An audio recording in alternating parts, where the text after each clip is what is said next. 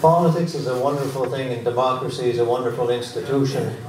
Every once in a while we see conflicts, and you know, we've been asked a lot of questions over the first 6 forums.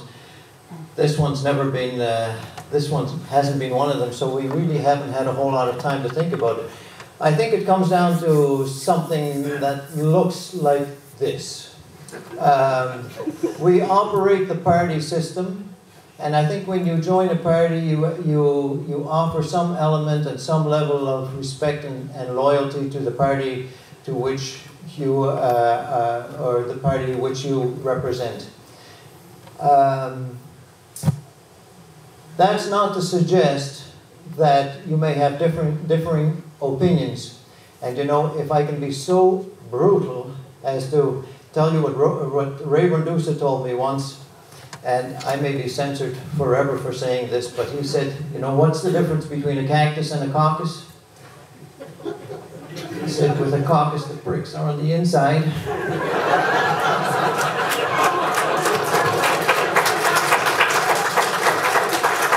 And that's why caucus doors are always closed. But I think there needs to be an opportunity for members of any party to be able to speak their mind so that they can truly reflect the situations that they come from, the situations they bring that are reflective of the realities of the communities in which they live. But there comes a time when you make that decision that your loyalty to the party should still be first, and your loyalty to your constituents should probably be first. You just have to find a way to convince your caucus cohorts that you're thinking the way they should be thinking. Thank you.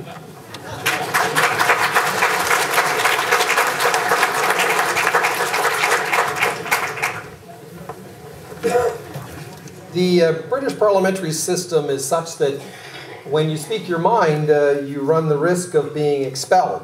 I think in this day and age of Facebook and Twitter and instant access to information that MLAs should be able to speak their minds far more. I was the government House leader and knew that probably only 10 or 15 or perhaps even 20% of the bills that hit the floor of the House, you had to have that caucus solidarity.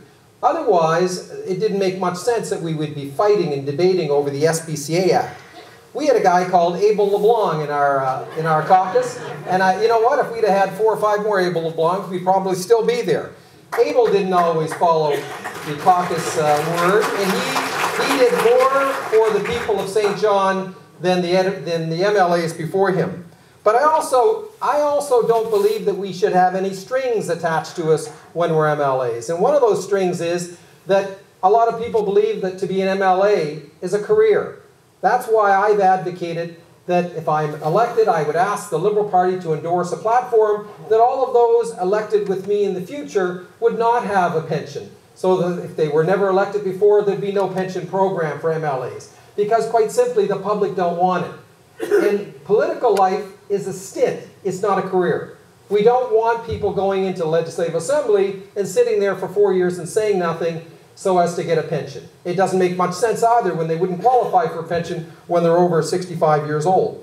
The fact is that there's too much pent-up frustration today in the culture of our MLAs. Our MLAs are used to instant access. They're used to the pressure of their constituents, but they go back to a House that operates the same way it did in 1867.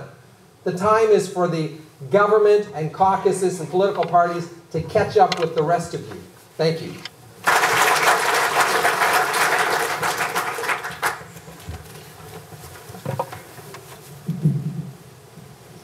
Do you think MLAs should not be able to speak their own minds? How many jokes went through all of our heads in this room? I'm convinced Nick got the best one. Our parliamentary system does call for caucus confidentiality, and it does call for parties to vote the same. Let's not kid ourselves. There are bad things and good things about that. And at the same time, the alternative, there are some good things and bad things too. The US system, for example, has some interesting things about it, but it also has some flaws.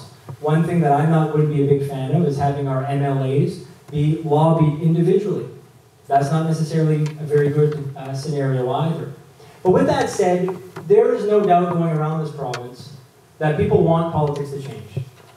They want to see our political culture change.